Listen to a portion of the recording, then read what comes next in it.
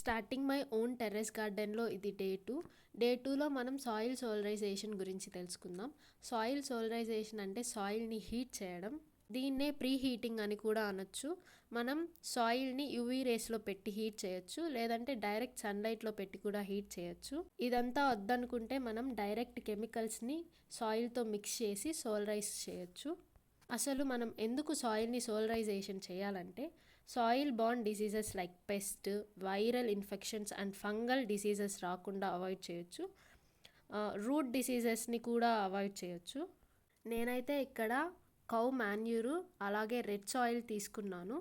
First మనం మాన్యూర్లో weeds, స్టమ్స్, stones ఏమన్నా ఉంటే క్లియర్ చేసుకోవాలి. వీడియోలో చూపించినట్టు సాయిల్ని డైరెక్ట్ సన్లైట్లో పెట్టి మనం బాగా ఎండబెట్టుకోవాలి. అప్పుడు సాయిల్ బాగా సోలరైజ్ అయిపోతుంది.